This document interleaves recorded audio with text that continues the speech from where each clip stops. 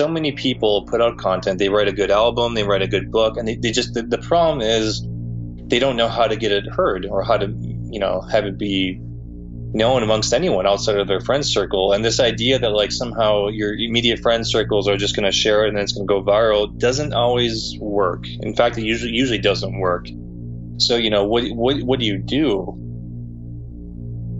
Bill Gates said it over 2 decades ago, and it continues to ring true to this day. Content is king. This is Build Your Difference, a podcast created by Blue Artists, a brand platform with one goal: to help great visionaries like you build impressive brands. Every month, we'll bring you insightful tips, knowledge, and compelling stories from successful entrepreneurs and the Blue Artists team on how to create and market a winning brand that does more than just launch a new product or service. It starts an ongoing conversation. Because you're not just making a brand, you're making a difference. Let's start building.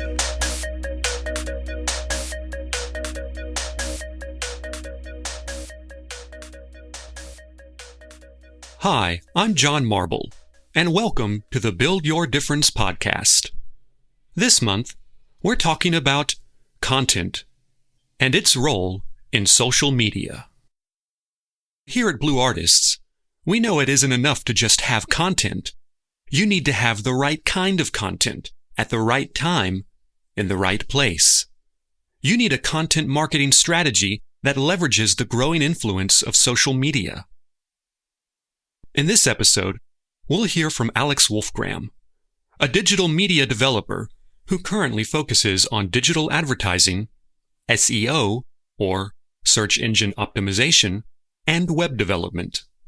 With extensive experience in content writing, he offers valuable insight on how to approach writing for social media in a manner that best increases your chances of generating leads and becoming part of the conversation. I would write thousands of pages of content, and I had my own job initially to support myself throughout the day. I'd spend all night writing into the wee hours, and I spent all my time on the weekends writing, and just to the point like where my corneas were getting swollen up, which I don't recommend, and my vision was going blurry, and I was afraid I was going blind, and just ugh. A scholar of Asian languages and literatures, Alex's path into digital media began to take hold a few years back, when during his time as a graduate student in Taiwan, he, along with his friend and colleague Nick Vakey, co-directed the award-winning documentary, I Have It Made. This was kind of a heavy subject of runaway migrant workers in Taiwan and why they do so, and their stories. A lot of them have been abused, and I just faced situations, that the average person couldn't dream of. The film has been featured in a number of film festivals, most recently at the 2016 Taiwan International Labor Festival, and has received wide praise from critics and audiences alike. It was during the making of this film that Alex received his initiation and training into the world of digital media development, writing content for as many clients as he could, all while developing his own site and blog, QiFuLife.com, and its corresponding YouTube channel devoted to the Chinese practice of healthy living known as Qigong. As a digital media developer, maybe you could walk us through what a typical day is like for you, just to get us started off or something. Sure. So I run a bunch of different websites, some for personal, some for different clients. And the first thing I do usually on a daily basis is just kind of run through, make sure, the number one thing is I make sure is that none of these sites have crashed, because any site can crash for a number of reasons. And I just want to make sure that they're up and running. And then I start to check, their performance. What have they done? What kind of numbers are they getting? What kind of analytics and so forth? What kind of people are signing up, if any? And how am I kind of nourishing the traffic? And I think a big part of anything with digital media is, it's one thing to generate traffic, but it's another thing to nourish the traffic and grow with them and actually have a voice that kind of fits along with why they would have signed up in the first place. So, yeah. Well, so now by nourishing traffic, are you referring to having those persons constantly coming back to the site? Is that kind of what that's about? Yeah, both coming back, and whether or not it's you're connecting through them through a social media platform or if it's through the actual sites, that could vary. But yeah, it essentially is whatever your main platform is, you want them to be coming back and further interacting with any new kind of product or service, or if it's just content, something as simple as a blog post, that they know that you're continuing to put out information and that you're working for, the purpose of which they signed up, because it just gives them relevance to why they signed up in the first place and what their value is they see, with whatever it is you're promoting. So yeah, in my case, because so much of my work is done creating sites organically, organic traffic. So I write a lot of content. So the vast majority of traffic is coming organically through search engines like Google, because I'll write, a blog post a day, and they're not even like bloggy in terms of, oh, hey, this is me, what I'm doing recently. It's actually trying to target an issue or a problem or something I think people find of value, and then try to really answer that question. So for example, if I'm doing a site about my health and wellness blog that I have, it might be like, how do you prevent, from a Chinese medical perspective, what do you do to prevent, illnesses moving into the seasons, or this type of thing. Okay. And then I'll list all the different things that, that I found in my research. And then I'll have that blog post out. It goes out in the search engines. And then I can also choose then to send it out on my social media forum, or if I want to send it out into an email blast, that's very efficient too. And actually email marketing in particular is a really good way to reach audience members, because if they're at work, you can't necessarily get onto social media because it may be taboo or something, and you might not quite be able to get onto a site for that long, but you can open an email. And so I actually found email marketing to be one of the most effective ways, to reach audiences. But I mean, the traffic, when I'm looking at I'm looking at the traffic and I'm seeing what's coming in, who's clicked on what, who's, and just trying to get a feel for, okay, did I do this right? Or what's kind of going on? Am I trying to achieve the goal I set out to achieve? And that just really is my day-to-day, looking at that, generating new content, and then thinking of new ways to kind of expand audiences and then nourish them. And then ultimately, ideally, you'd have, an end goal to whatever it is, you're doing with the digital media. In my case, if it's a client, they might be trying to sell a product, or they just want to educate someone about the risks. I mean, I even work with NGOs who are doing sites about, cancer, and their whole goal is to have as much information about the signs and the risks and the things you should, be mindful of if you're concerned about, something like lung cancer. So for them, for example, I'll constantly be looking at, okay, how many people have signed up for our newsletters, how many people have inquired about certain posts that we've written and so forth. Yeah. And just use kind of any forms of advertising, then report on it. And I guess the reporting portion is a little bit more dry, but essentially just, measuring everything, and then thinking of new creative ways to expand, like I said. So, well, I remember reading recently in a Forbes article something along the lines of video content, at least as far as, content marketing goes, is as we go into 2019 is going to make up about 80% of the content that we access, or something along those lines.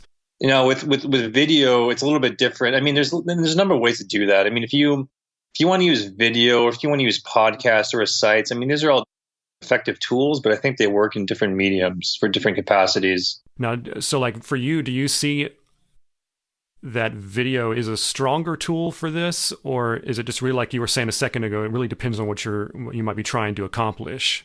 Yeah, I think it's an important tool all around. I do think it depends on what you are trying to accomplish, but also, how much time in the day do you have? Because making videos, editing them is a lot more difficult than just, creating a podcast where I am not using video and I'm just describing, I'm using my, whatever it is, my knowledge upon a subject matter. I mean, granted, I'll have to do research and all that kind of stuff too, so that's not easy. But I would say video, if I'm doing a travel blog, obviously I want to do videos, right? I don't want to sit here and talk about what the places that I went to and how it was. I want to show, clips of it and then have a narration behind that. If I'm trying to show the emotions or something of an individual and how it impacts their lives, like for the cancer thing, people coming in the office and they, how their lives are being changed and so forth. I may want to show video clips of how people are having that information from that site and how it's impacting them. It kind of gives it just a different way of approaching content in general. So I would say it's kind of a mix.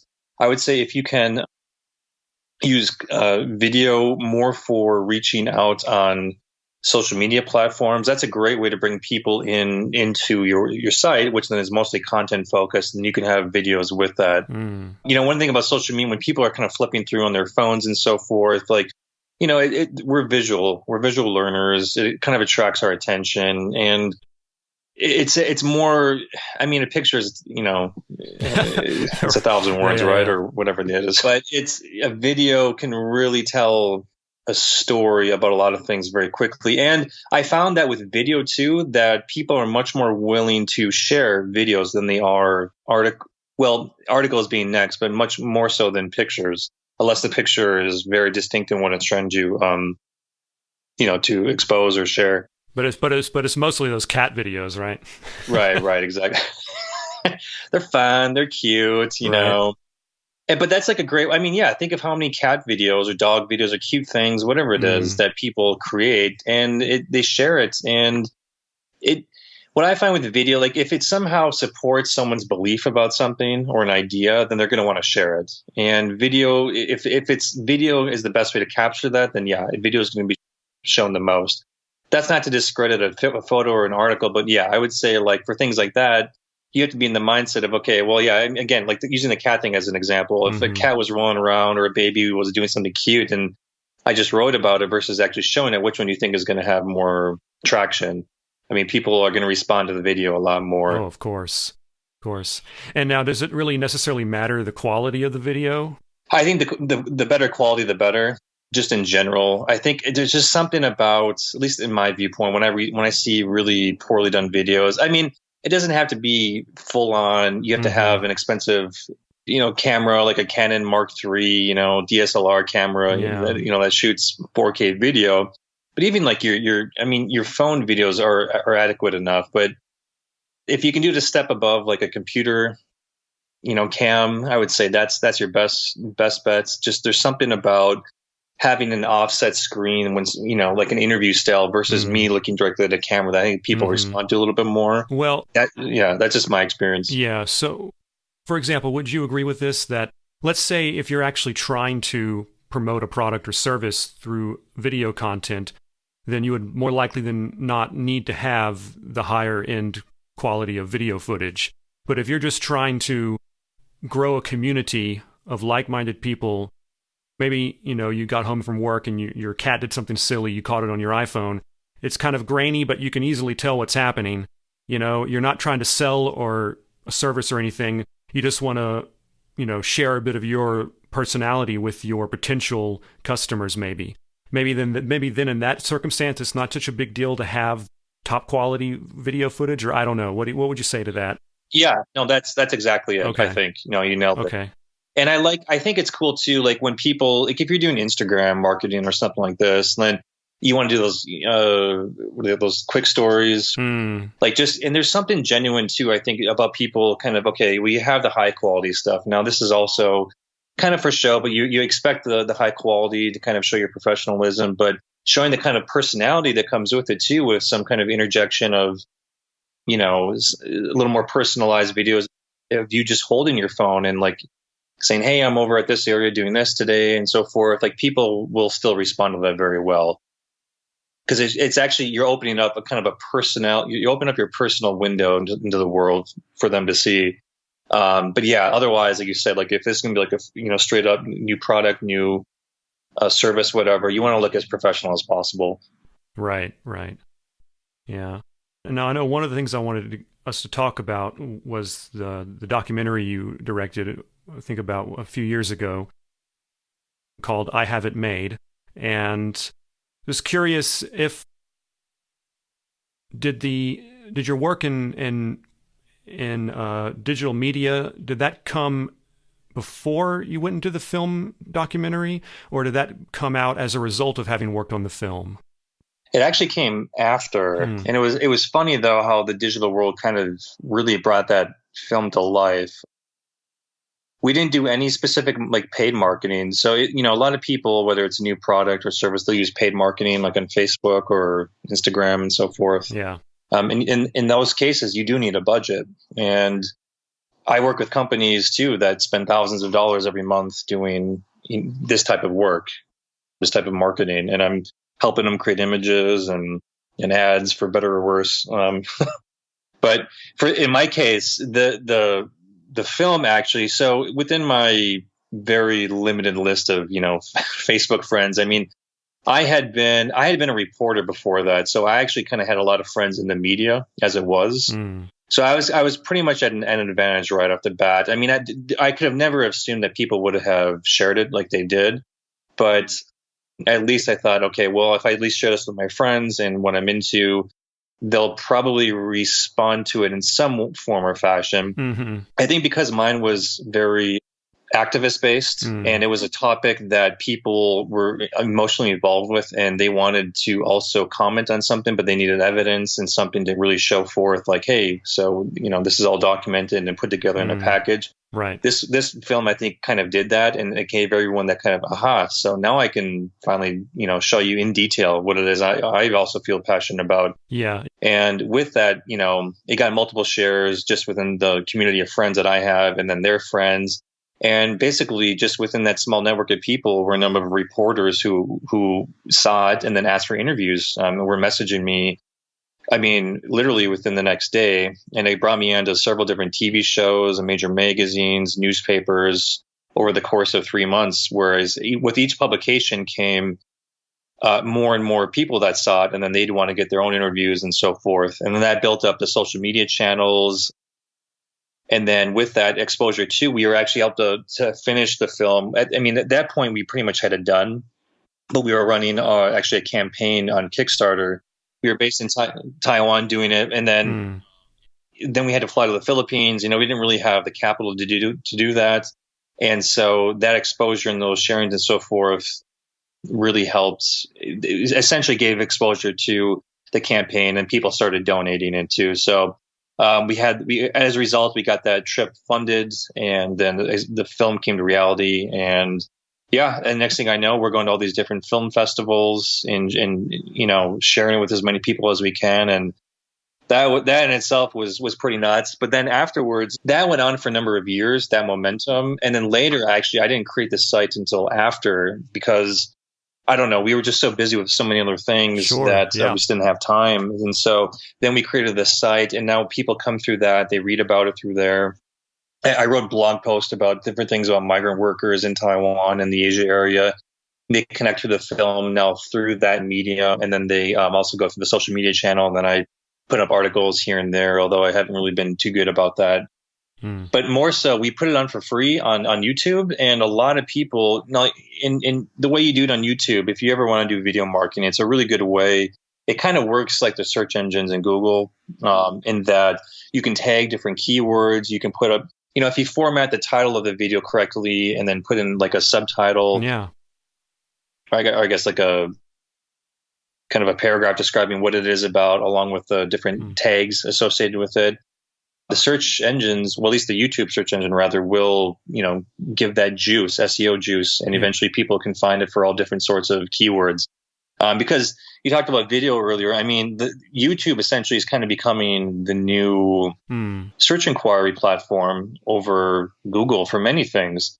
I mean, granted, it's when someone wants to know how to install, a faucet or something, most likely they're going to YouTube, and they need to see it visually and so forth. So YouTube, and then just knowing how to write the title for that. What is the audience looking for, and how do I make this most relevant? And so we did kind of the same thing for I Haven't Made, and so it exists there now for free, and I just kind of let it off by itself, do its thing, and just with the correct tags and everything, and it basically did what it set out to accomplish. It went out to show the issues, address the problem, address solutions, and then to essentially plant seeds. And that's what it's done. And over this 4-year period since it was made, through the promotion and through the different outlets that I mentioned, YouTube, Facebook, and all that, I've really kind of seen how it's grown holistically through a multimedia kind of approach.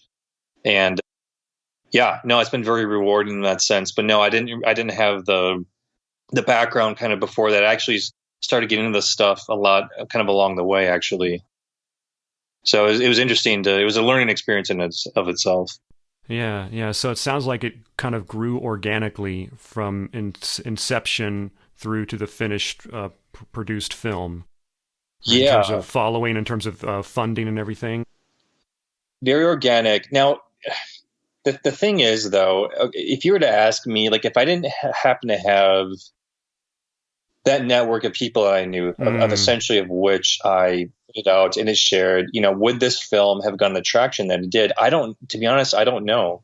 Because I feel like so many people put out content, they write a good album, they write a good book, and they just, the problem is they don't know how to get it heard or how to, have it be known amongst anyone outside of their friend circle. And this idea that like somehow your immediate friend circles are just going to share it and then it's going to go viral doesn't always work. In fact, it usually doesn't work. So, what do you do? A really good way is to put out a lot of free content, because content is everything. And if you can show a lot of value added things that kind of support something else that you're doing. So, for example, there's a really good comedian on Facebook named JP Sears, and he does all these parody videos and so forth. But like he does all this kind of like mockumentary stuff about like yoga and right. And like the vegan diets. He's into that stuff, but he just makes fun of it. But he puts all these funny videos out, and then later on, he's actually then building this audience, and he starts promoting his comedy shows. And so his kind of all of his funny videos that he puts up and gets shared along are kind of a basis for helping grow his brand awareness. And then ultimately, when it comes time to say, hey, here are my shows, come support me, people do, and they sell out. Versus had you just been a comedian saying, hey, come like me, I'm funny. Well, based on what? Or, hey, so you have to think creatively, I think. And I think we would have had to have done something similar where we probably had to share different videos or different clips, different things that we thought were important that we just focused on, and then either sent those clips to different platforms, media outlets that we said, hey, we have on camera people admitting that they're purposely cheating these migrant workers or something. Can you put this on?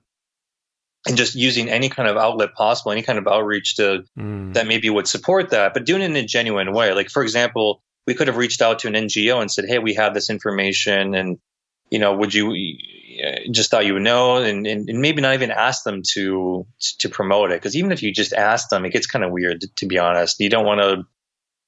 I'm not saying like you shouldn't just not do it for the sake of, because it'll be awkward or something like that. But right. I mean, because if you do have a good product or a good thing that you've discovered or created, I think you should try to share with as many people. But generally just saying, hey, I know that you're involved with this, and so I thought you might find this value, maybe even for your site and so forth. So feel free to use the content if you want. I also believe in what you're doing as well. So let me know if I can be of service. And then for all you know, they could have ended up sharing on their Facebook platform or whatever that has tens of thousands of viewers, and it could have gained momentum that way. So whenever I talk to bring this back to kind of like what I do with other clients and so forth, it's always kind of a balance between you need the finished thing that you're doing, and then also finding creative outlets to how do you promote what it is you're doing that actually proves to people that you have it has value. Because so many things now, there's just so much of everything. There's so much information, so much content everywhere, and you're really trying to pick out and kind of zoom in and really speak to certain voices. It is becoming increasingly more difficult instead of just putting ads. Right. So if you were to say, for example, start to try to make this film from scratch today, based on the changes in social media, would you be having to produce a lot more free content like we were just talking about in order to get support for the film going? Or do you think the process would be mostly the same? I would have had to have produced more. Well, with the film itself, I think because we had so much content, we could have just broken it up. But I see. It hadn't been a 10-minute, thing, then we would have had, to have gotten all these other interviews and all these other things to support it and then shared it. Yeah, absolutely. And then I would have had to have tried to, again, reached out to different outlets to see where this could go and what's suitable. Was the biggest challenge about getting this film produced, was it the funding? Was it finding persons willing to speak to you on camera? What was your challenge there? So initially it was kind of like, I didn't really have much of a background in film. I did a lot of photography, which I like. And I essentially based this film off if you want to call it a script, is basically was based off my master's thesis, or at least different papers that I wrote in college. So really, to get going, if you're going to have a framework for any project you do, you really have to have like a table of contents, or like basically an outline of like, okay, doing all the research of all the people that you think you want to interview, then all the different organizations and so forth, and really outline all that, contact them, get things set up. So just logistically, I mean, I spent so much time preparing. I mean, that writing that paper and getting all the contacts in and of itself was well worth a year's worth of time. But not to say that everyone has to put in that much time. This was a full feature documentary. So, but essentially along the same process. And then I got to the point where, I was the reporter. I actually was going to do a radio show based off this, or podcast. I was doing different radio shows about different subjects in Taiwan and China. And I figured, well, I'll just turn this into like a multi-series kind of radio part. But then I had a filmmaker friend who was also very interested in doing a project. I said, it would be so awesome to get this, on camera. I don't feel confident though. And so I said, hey, do you want to be partners in this? And he said, yes. And so for me, I think if anyone else was in that situation, I would recommend them to say, hey, if you think that person has value and there can be a major help in getting this project going, bring them in any way you can. If it's a business, you're talking, I don't know, stocks, whatever it is, warrants, and issuing, company person, whatever it is. But in my case, it was just to say, hey, like we're both producers, we're both, directors in this. And I was more than happy to bring him on board because I knew him, and that's, as a friend, but I also knew his skills and so forth. So yeah, it essentially became him coming with and doing, 95% of the camera work. I helped out a little bit along the way, but I was essentially in charge of having to do all of the interview arrangements and then narrating the interviews. And then when it came time to the editing, we both did it. I was more in charge of kind of, writing out the overall picture, and then he would go actually and cut it. So, the biggest thing, the point of that though, is to say like, hey, if you're stuck, like you want to do, like what first step do you take? Because I think a lot of people will find themselves stuck on how do I just get that first step or the next step? And it's, again, you have to think of, okay, what am I capable of? And then what can I do? And then here's where I'm at. And I want to get to point whatever, what I need to do to fill in the gaps. And you can always say, yeah, well, if I had the money and I had this, but you have to think outside the box. And so I also chose a project too, which was I could easily research and develop within Taipei, because there were so many resources there that I could approach, as opposed to me saying, okay, well, I need to go to the Philippines initially to do this. Had I had that approach, this never would have started. It was only later that we went to the Philippines after promoting this and then got some traction that we then got the funding to go to the Philippines. So, I mean, I'm I guess preaching what I've actually been through, and I anticipated that would probably be the process, and it was. And I'd kind of gotten influenced in that process by meeting a lot of entrepreneurs, and it's not to think of like an art project as like a business in that kind of sense, but just like the idea of how do you bring about, manifest, whatever you want to call it, an idea into reality, and the steps needed, because otherwise you're always going to be chasing your tail. So like if it's a website, if it's a product, for example, okay, well, let me use another analogy. If I didn't know anything about how to create a site, the first thing I would do was, I would write a lot of content. If I didn't know how to write well, I would take writing courses. And then I would look at as many blogs and then as many tutorials about how to create a website. And then I would put that information out there. Then I would build upon, the social media platforms. And actually, this is kind of how I formulated my second career within digital marketing to begin with. I started off that way, and it eventually gave me enough knowledge that I was able to enter different companies and get experience and then learn kind of hands-on. And then eventually I was able to get my own clients and so forth. So it snowballed just as such. But it couldn't start from me going, okay, I want clients and so forth. But you know what I mean? It's like we're talking E to Z. Again, where do you take that first step? And it takes time and effort. So the challenge, to kind of loop it back to your question initially, the challenge like with this analogy and with the film is, taking that first step and just being very calculated in your thinking, your approach, and then just not being afraid to fail as well. Because I mean, you go off on this. I mean, we were shooting this between a very, very busy schedule. It was, we were working full time. I was still in grad school. I was on such little sleep. I mean, I was like 5 hours of sleep a night. I'd squeeze us in like on Wednesday mornings or Tuesdays, I think it was. And then on Sunday mornings. And I was like, oh man, like Sunday's like my only day to like sleep in. I had these Saturday classes, just, it's killing me. But like, I just got up and I did it. And then we'd film all day Sunday, and we did this over a course of a year. And it was just, you got to have the momentum. You have to feel inspired and really know like this is what you want to do. And then you won't make any excuses to do it. Yeah. You gotta have that drive and keep it going. Yeah. Because if you don't, you're just going to lose momentum, and you have to remind yourself of why you did this in the first place. And just know that with every step, like if you're taking every step and you're doing it really well each along the way, like things, I hate to sound cheesy, but things just kind of work out. I don't know, like they gain momentum. Let's put it that way. And what you do with that momentum and which way you turn it is largely up to you. So just taking that first step though, and doing it is very, very important.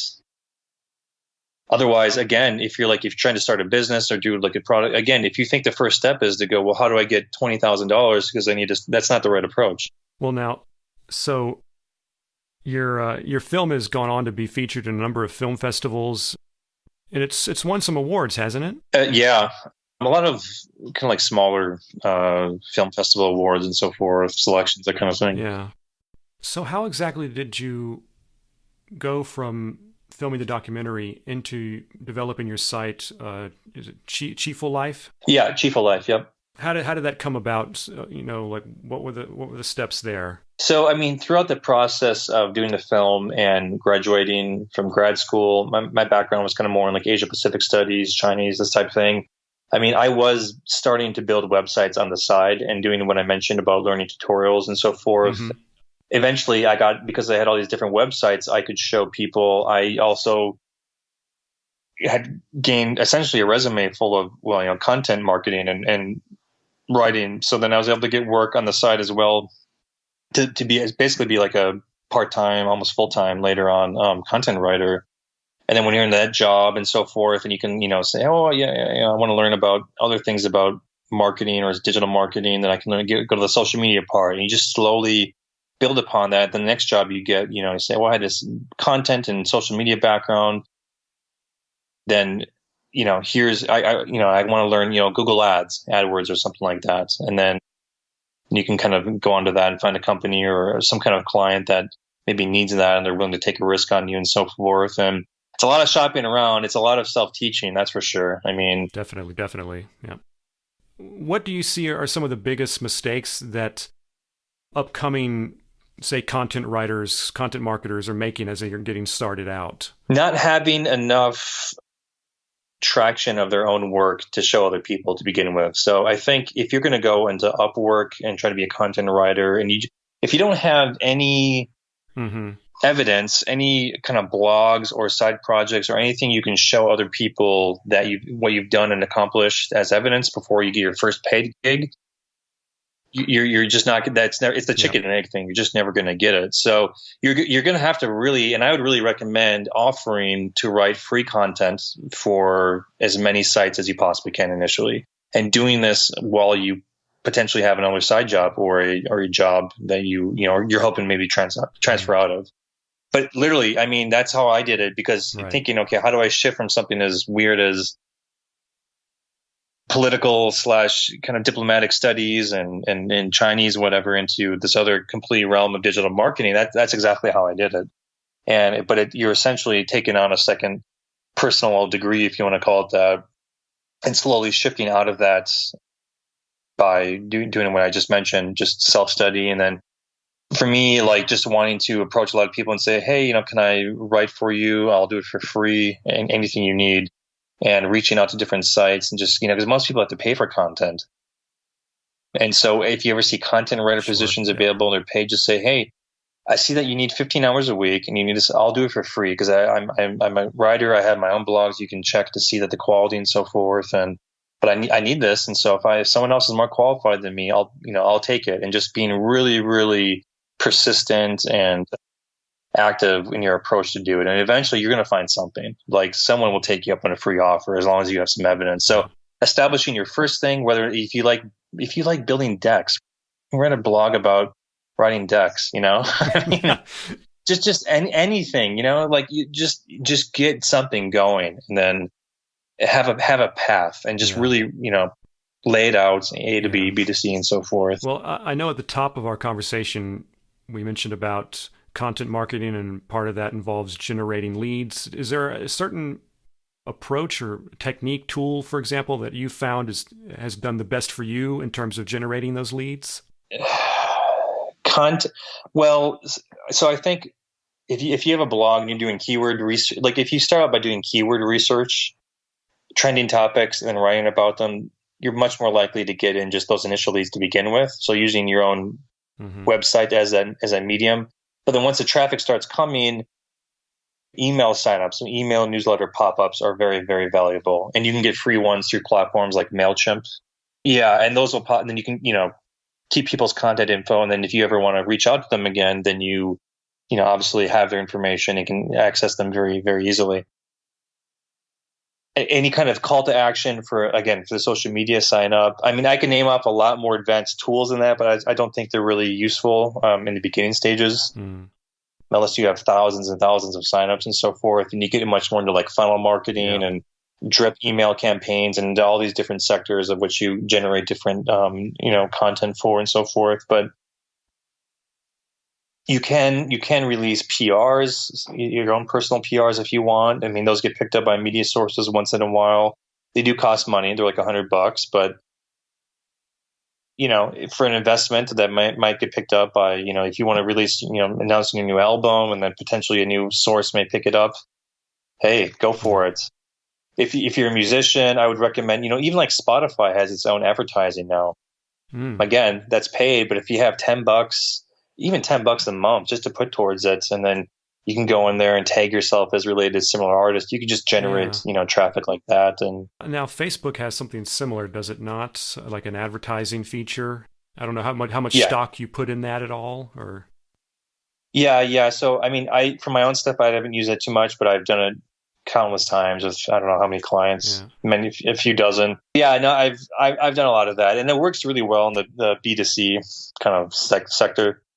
But you do need a budget. It's not for free. You can do as little as, I think it's $3 a day. There might not even be a daily minimum budget. I think it's at least $3 to $5. And just testing the waters and see what kind of clicks you get, and then what kind of we call it acquisition. So acquisition on your page, meaning the people are interested, they want to continue following you. Yeah. And just making sure but a lot of people do it the wrong way, because there's all these different segments you can choose for in Facebook marketing, for example. So you can choose by geography, by age, by income, by interest. And I'll see people when I was looking for homes, for example, the algorithm has picked up that I was one way or the other was searching for homes. And then next thing I know, I'm in Minnesota, but I'm seeing home advertisements for things in California. And it's just, someone didn't do their homework. Someone didn't segment, their target market to California and just left it wide open. So you got to be careful. I would read up on it and so forth. But Facebook marketing is probably the easiest / one of the most effective ways with relatively little budget needed to get going. If you'd like to learn more about Alex's documentary, I Have It Made, please visit ihaveitmade.org. That's made, M-A-I-D. You can also read more about Qigong on his site, qifullife.com. That's www.qifullife.com.